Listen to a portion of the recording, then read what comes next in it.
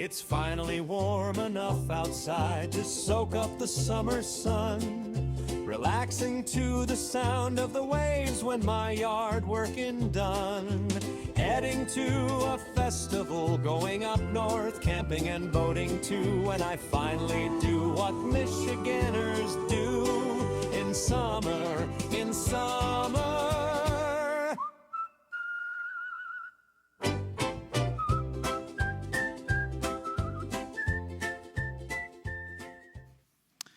Well, hey, welcome again to The Journey. Glad you're with us today as we're continuing our series all about summer. And this was an interesting week for summer in Michigan, right? It's like the whole state kind of feels like it's a little falling apart a little bit. It's like we're supposed to be enjoying this season, but now we have to be worried about exploding diarrhea, which doesn't make sense to me because if you go to Taco Bell, you automatically get that, don't you? I don't know, but that's been a concern. We've had excessive heat this week, and that's been a concern. And then it's also been the wildfire smoke, right? It's been a crazy, crazy week, and I guess the smoke's coming back a little bit this week, and so we'll see what happens with that, I guess, but we're supposed to be outdoors, enjoying summer and doing things like that. But one of the benefits has been that I have been able to get out of mowing my grass because when it's too hot out, you shouldn't mow your grass. It stresses your grass out too much, right? That's what they tell you. So I didn't mow my grass. And then it was like, they were like, you shouldn't be outside for that long in the wildfire smoke. So I was like, I guess I can't mow my grass. So I guess, but I probably will have to do it this week. But you know, yard work is part of summer experience. And how many of you like yard work, mowing the grass, gardening? A few hands going up. Okay, I know we got some kids in here. How many of you kids, your parents make you help with yard work? Yeah, that's me. That was me when I was a kid. That's why I didn't like yard work. Now, still today. And but mowing your grass, taking care of your yard, it's something we got to do, right? And some of you enjoy it, and I have made it known many times before, not something that I enjoy.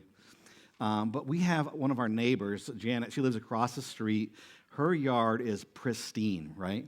She is retired. She loves being out in her yard. She mows her grass 2-3 times a week. She is always out there with her flowers, and her whole house is beautiful. And, you know, there's that saying, the grass is greener on the other side of the fence. Well, that's like literally true in my neighborhood. The grass is greener across the street at Janet's house. It's way nicer. I've been fighting violets that are trying to take out my yard, moss and things like that, and my yard is not doing that great then this year, partly because I'm not like Janet out there all the time, but part of it is they're fighting all these weeds, but the grass literally is greener across the street. And maybe you have someone like that in your neighborhood, where they're always out and taking care of your lawn, and then you kind of feel the pressure of like, my grass is not nearly as nice as them, and like you know that when they're walking the neighborhood, they look at your grass and they just walk by and they're like, do you have people like that in your neighborhood? Do you feel that pressure? Like I think that pressure is real, and I think it's more than just our yard though too. Like, do you feel that kind of pressure in other ways too? To kind of live up to maybe someone else. Maybe it was your big brother. Like my brother was valedictorian. And like I got good grades, but there was kind of this pressure to do good. Do you have that kind of pressure in your life? Maybe it's what you see, some friends that you have. You see all the stuff they post on Instagram, the pictures of their family, pictures of their vacations, pictures of their new house or whatever. Do you feel that pressure to kind of keep up with the Joneses? Because I think that's real.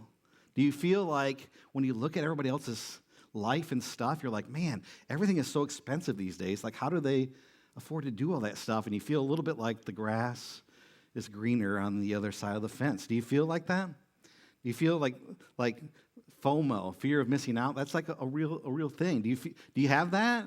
Like where you're like, man, I wish I could do that and have that. And I know, like for me, there's some guys I follow on Facebook and Instagram and stuff like that, and they are always introducing the new snacks or fast food items, and they're always like, coming out this week. I'm like, all right, let's see what's going on. And they're like, new Oreos and new this and new that, and McDonald's going to have this and Burger King's going to have that, and they're showing all this stuff, and I'm like, wow, that looks fun. I love to try new things, and I'm like, I shouldn't be watching this.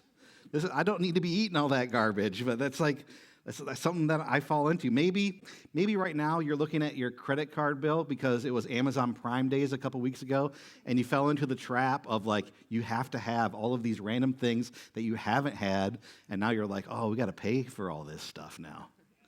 Like, have you fallen into that trap? Amazon said, I need this or need that, or you saw someone and they had this product, like, that's cool. That'd make my life so much easier. And you get it, and now you got to pay for it. Do you fall into that? You know, we can say, like, we know, like, online, we're looking at everybody else's highlights, whereas our life, we see the everyday in and out. Like, we can say stuff like that, but that comparison, that struggle to keep up with the Joneses, the struggle of seeing that the grass is greener out on the other side, we know that if you go to their yard, you'll still find weeds, and you'll still find bare spots, too. Like, we know all that, but comparison, keeping up with the Joneses, the grass is greener on the other side of the fence, that's still an issue. So here's a couple questions I want you to think about as we're thinking about that. Something to ponder is like, what are the standards? Like, what are you comparing yourself to, and why? Who's maybe that person that's influenced you? What are the standards you're trying to live up to? Like, do I have to have the right house with the white picket fence and the porch that's all decorated? And do I have to have a boat and a snowmobile and a camper and all of things? Like, do I have to live? Do my kids have to be in all of these activities? Like, is this the standard I have? Like, what's that standard? And like, why do you have that standard? Like, who influenced you to think that's what you have to have? And why do you feel pressure to keep up with that? Who are you comparing yourself to? Those are some big questions. And I think we should consider that because comparison can end up crashing our life. And so today we're going to be talking about how to move past maybe the struggle of comparison. And really what it is, it's a battle between comparison and contentment. Like, how can I actually find contentment in my life? That's really where we're going today. And we're going to be looking at a couple different scripture passages as we look about this idea of contentment, as we see some insight from the scriptures. And so, as always, I want to encourage you to check out the YouVersion Bible app. If you don't have that, great resource where you can have the Bible in your pocket at all the time. And you can follow us in there. We have Bible reading plans to go along with whatever we're talking about. So you might want to check that out. If you don't have a Bible, I would love to give you one too. So you can stop by the Next Step Center, and Scott and Heather will be there afterwards. They can give you one as well.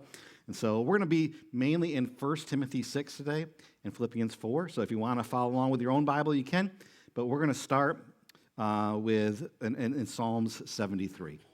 Psalm 73. So are those in there, Debbie? All the verses, are they in there? Good. There they are. Good. I just wanted to give like a peek of this idea, Psalm 73. Here's what it says. Surely God is good to Israel, to those who are pure in heart. But then Asaph writes here, he says, but as for me, my feet almost slipped.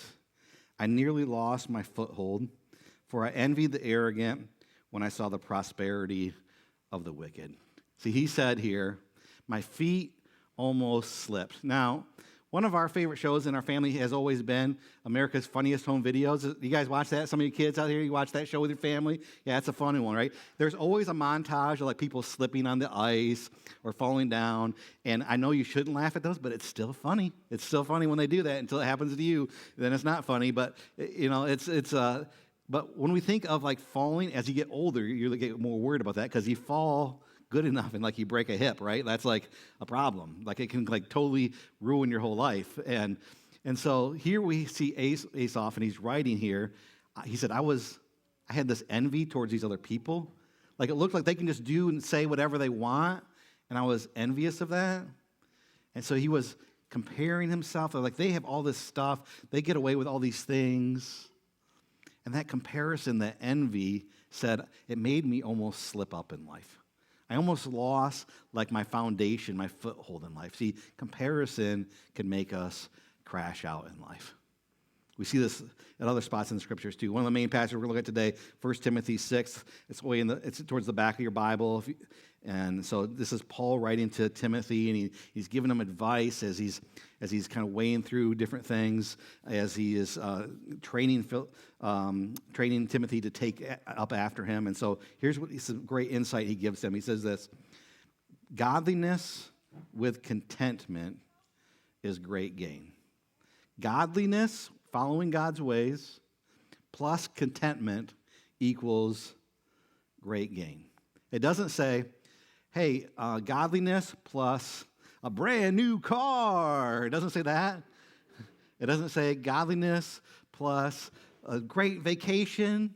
Like, all those things are nice, but it says, like, great gains isn't about stuff. It's just godliness plus contentment. He says this: for we brought nothing into the world, and we can take nothing out of it.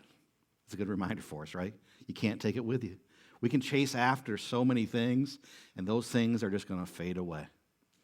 I don't know if you follow, there's Josh and Jace. They were in Michigan. They're like online and stuff like that. They're coming back to Michigan. And Josh was talking about his grandpa just passed away a few months ago, and I saw him sharing about how they were at his grandpa's house, and they were taking care of all of his stuff, packing it up.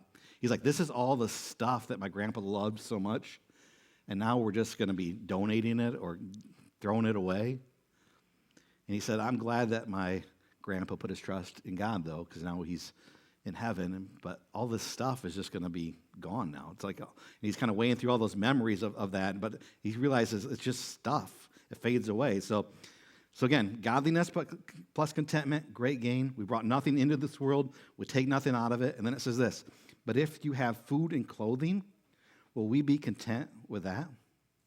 Like, if we have, like, our basic needs, can we be content with that? Can you be content with that? Do you have to have extra? This life seems to be all about extra, right? Like Amazon Prime stuff, we talk about that. That's like extra. Having more stuff than just the basic needs, the camper, the house, the boat, all these things. Can we just live with what we have and be content with that if our basic needs are met? Like, do we have to have extra? Everything that we see on TV, online, it's all about getting extra, right? It's like you go in to order a meal. They're like, do you want to supersize it? You want some extra, right? It's like we've been kind of pushed towards wanting extra. But can we just be satisfied, content with the basics?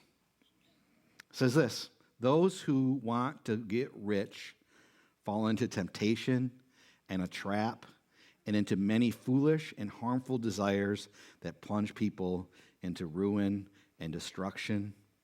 The love of money is the root of all kinds of evil. And some people, eager for money, have wandered away from the faith and has pierced themselves with many griefs. They've had grief, regret, because money has driven them to do things that they didn't want to do. See, here we have this comparison crash again. Can we be content with just the basics, or do we have to keep up with the Joneses? We see the grass is greener on the other side. Do we have to have what they have? Do I need to have more? Do I have to have all of these things to make my life complete, or can I just be content with the basics? Because what happens is that the pursuit of stuff, keeping up with the Joneses, being stuck with this comparison idea, what it does is that it leads us down this path to ruin and destruction, it said. That many people have fallen into the trap of comparison, so much so that they think that money and stuff is going to fulfill their life, and it says that they have done foolish things, they have harmful desires, they've fallen into traps and temptation, ruin and destruction. Man, I've seen this play out too much recently. I've actually had conversations with multiple people, and they were talking about in their family there has been this struggle, and it was all about money, and siblings and family are in now broken relationships, and it's all about money, stuff, putting stuff and money in front of people, thinking that if I just have more, if I can just have all those things I see online, then my life will be better. But can we just be content with the basics? Because if we can't get a hold of this comparison problem, it just leads us to this path of destruction. And the worst part, it says at the end of that, it said that some people have even walked away from their faith in God because of the love of money, because they think having stuff or living the Instagram life is going to fulfill them. They've walked away from their faith. In Matthew chapter 6, Jesus is sharing what is known as the Sermon on the Mount, and he shares some words that really apply to this. Like, listen to these words that Jesus shared. He said this. He said, "Don't store up for yourselves treasures on earth, where moths and vermin can destroy it, where a thief can come in and steal it." He said, "But instead, store up for yourselves treasures in heaven, where moths and vermin can't destroy it, where no one can come in and steal it." And then he says this, "Where your treasure is, there your heart will be also." And what does that say about us? Wherever your treasure is, there's where your heart is. Like, what are you treasuring? He continues and he says, "The eye is like a lamp unto our body." Like, if our eyes are healthy, if we're looking at the right things, if we're not like comparing ourselves to all these other things we see on Instagram, whatever it might be, if we're not falling into the comparison trap, if our eyes are healthy, it says that our body is full of light. And then Jesus said, "But if your eyes are unhealthy, then you're full of darkness." And he said this, "No one can serve two masters." See, what happens is that you'll be devoted to one, and then you'll despise the other. That you'll love one, and then you'll hate the other. And then Jesus says this, you cannot serve two masters. You cannot serve both God and money. The pursuit of God and the pursuit of stuff, it takes you in two different directions. Jesus continues and he says, so don't get worried about all of these things, like what you eat or what you drink or what you wear. Like, don't get so wrapped up into all of that. Isn't your life more than the stuff you have? Isn't your body more than the clothes that you wear? And Jesus says, consider the birds of the air. Like, they're free to fly. He says, consider the birds of the air. They don't toil and spin and try to store up all this money and all these things. But instead, God the Father takes care of them. And aren't you more valuable than a bird? He says, consider the lilies of the field, all in bloom and beautiful. And he says, Solomon, who had everything, he had so much money that it was like silver was considered garbage. Like, consider Solomon and all of his splendor, and he doesn't even compare to the beauty of the lilies of the field. And doesn't your Father in heaven want to clothe your life in even greater beauty than just these flowers that are here today and gone tomorrow? He says, so don't get all wrapped up in this. Don't worry about what you're going to wear, what you're going to eat, what you look like all of these things. Don't get so wrapped up into that, because the pagan chase after those things. But then he says this, but instead, seek first the kingdom of God and his righteousness, and all these things will be added unto you. Man, those words of Jesus, spoken 2,000 years ago, still hit hard today. They hit us right where we're at, right? Like, where's your treasure? Like, what are you valuing? What are those standards that you set for yourself? Why are those there? And we have to pay attention to that, because where your treasure is, there your heart will be also. And like, if our eyes are healthy, then our body's full of light. And like, we look and we see all of these things online, on TV, on other people. We're comparing ourselves to all of that. And he says, if your eyes are unhealthy, man, it's sending you down a dark path. We got to pay attention to what's influencing our life. And we can chase after all these other things, but why get so worried about all of that stuff? God values you so much more. He sees so much more in you. He loves you so much more. And stuff isn't going to satisfy your life. So it says, seek first God and his kingdom. Like, seek him first. And all these things will be added to you. That doesn't mean you get all of the things you want. What that means is that the desires that we want to fulfill, to have purpose and meaning and fulfillment and a life that is content and satisfied, like, those are the things that will be added to us. It says the fruit of the Spirit is joy and peace and patience and gentleness and self-control. Like, these are the things that we reap when we seek first his kingdom, seeking first him. So how do we get to that point? How do we build this contentment in our life? Well, let's look at the other passage we talked about, Philippians chapter 4. This is the Apostle Paul writing again. And he says this, I know what it's like to be in need, and I know what it's like to have plenty. And I've learned the secret of being content in any and every situation, whether well-fed or hungry, whether living in plenty or in want. He said, no matter what life has thrown at us, whether I have a lot or a little, whether it's good or it's bad, he said, I have learned the secret to being content. And what is that secret? I can do all things, all of this through him who gives me strength. Now, this is one of the most misquoted verses of the Bible. This has nothing to do with winning your soccer game. This has nothing to do with getting a promotion at work. What Paul is doing is he's writing here. This isn't about God giving us superhuman strength. What this is saying is that God has given me the strength to face whatever life throws at me. And whatever life throws at me, he is the one that gets me through. See, Paul isn't writing this from standing on the podium holding up a trophy. Paul is writing this verse in prison. He's been rejected. He's been stoned. He's been beaten. He's been imprisoned. Like, he's gone through a lot of hardship. And from this place, he writes these words that I can face whatever life throws at me because it's not about circumstances. It's about Christ. I can face whatever life throws at me, and I can be content with that, not because life is good or bad, but because Christ is good and he gives me the strength to face life circumstances.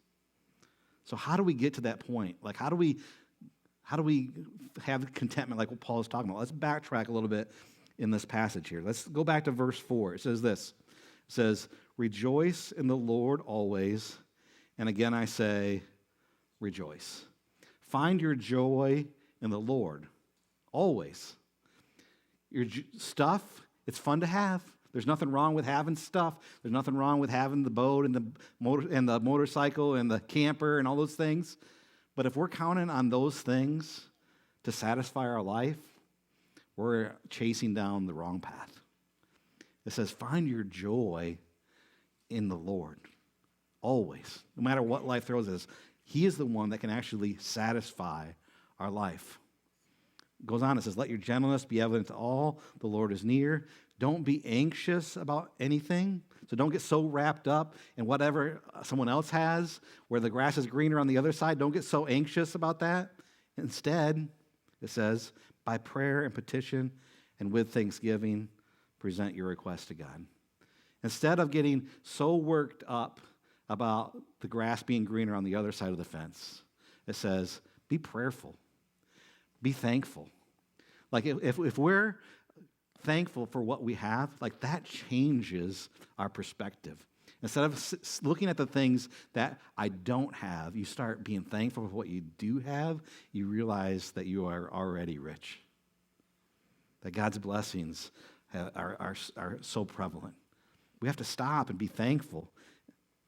And it goes on, it says this, and the peace of God that transcends all understanding will guard your hearts and your minds in Christ Jesus. See, if we want to be content, if we want to have contentment, we have to guard our hearts and our minds. We have to, like Jesus said, like that your eyes are a lamp unto your body. Like we have to pay attention to what's influencing us and the traps that can lead us down. We have to guard our hearts and minds.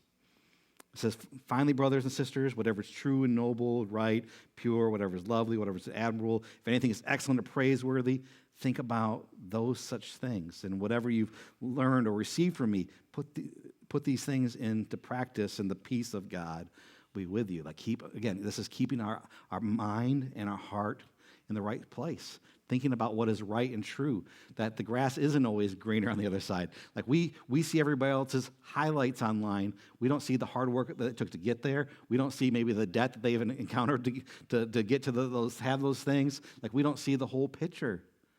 Like think about what's right and what's true, that it might seem like everyone else has it so easy, but that's not true. And so keep your mind focused on God, so then you have his peace. And it says, I greatly rejoice in the Lord, and at last have renewed your concern for me. Indeed, you were concerned, but you had no opportunity to show it. And I'm saying this because, I'm not saying this because I am in need, for I've learned to be content with whatever circumstances. See, they were concerned for Paul because he's in prison. He's been beaten. He's been rejected. They're concerned for him, but he says, even though I'm in prison, no, don't worry about it.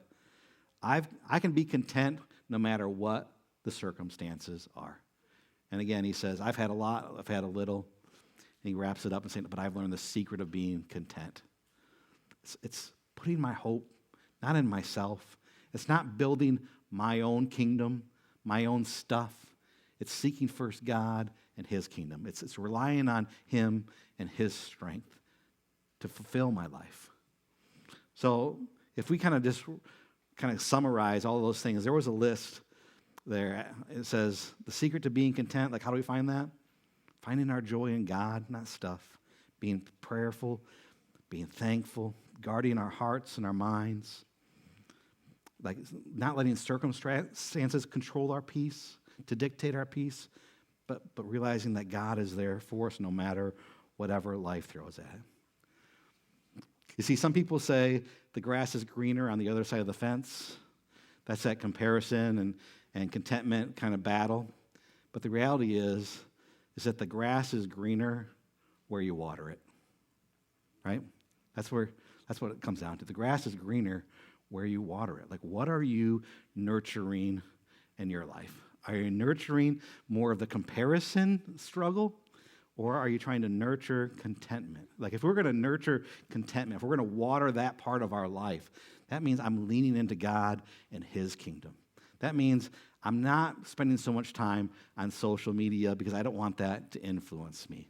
That means I'm going to make maybe better financial decisions. That means I'm going to take some time to consider how I'm spending my money and my time. It means I'm going to practice self-denial, right? Again, if your eyes are healthy, then your whole body is full of light. So we need to guard our hearts and minds and not be so influenced by what we see online. We need to make financial decisions not to try to find happiness, because you can't buy happiness. In fact, if you listen to the song, it says, more money, more problems. And that's true. Like, money and stuff doesn't make life easier. So we need to make better financial decisions. Like, I see this struggle with finance right now, and that's a real thing, but like, normal consumption is so out of whack these days. Like, normal consumption used to be where you drive your car until it dies. Normal consumption used to be where you cook at home for dinners and you rarely go out. Normal consumption used to be packing your lunch for work and not door dashing it in. Normal consumption is making your coffee at home instead of spending $10 on a coffee every day at Starbucks. Normal consumption is living in a small, affordable house and decorating as you go. Like, that's normal consumption, but now that gets so out of whack, and people are making crazy financial decisions because it's an attitude of entitlement. And if we have an attitude of entitlement instead of an attitude of thankfulness, it will send us down that path to ruin and destruction. It will cause us to do foolish and harmful things to our life because we think we need to keep up with the Joneses. We need to make better financial decisions. And if we want to take this even a step further, it's this idea of practicing self-denial. Like, that is so against what everything else in the world says. But Jesus says, if you want to follow me, you got to take up your cross and deny yourself. And practicing self-denial, habits like Sabbath, where we limit how much time we spend, where we control that, where we take a step back to rest. Things like fasting, where we take a break from eating and denying ourselves food in order to focus more on God and pray. The idea of tithing, like giving, like where we don't spend all of our money just on us, but we set aside some for God because it helps us keep money in the right place. Practicing self-denial will really help us experience contentment. And those are serious things and hard things to take steps in, and so countercultural. But those things can lead us down a path to contentment. I want to just remind you again what we talked about. That if we fall into the trap of comparison, it'll make our feet slip out from underneath us, It will make us lose our foundation.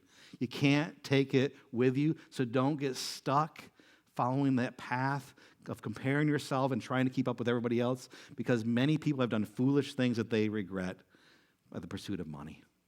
Instead, seek first God and his kingdom. Don't build up your own kingdom. Build up your part in God's kingdom, because he values you more than anything else in this world. He sees so much more for you than you could ever even see for yourself. And the secret of contentment is found in that life of denying ourselves and pursuing him. I'm going to ask you just to close your eyes with me. Consider where you are with this today. Like, is this a real struggle for you? Like, what's something you need to take from this today? Maybe it's working on your heart, working on your finances. Maybe it's something else in that realm. Like, what do you need to do today as a takeaway for this? How do you need to adjust your heart? What's the standards you've set? What's influencing you? And how can you push that towards God?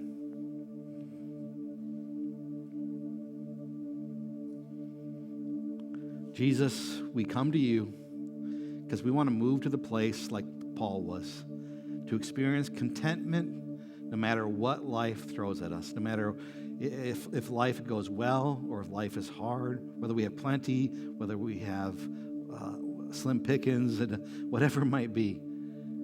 May we move to this place where we can be content with the basics of life. We know that only comes when you work on our heart.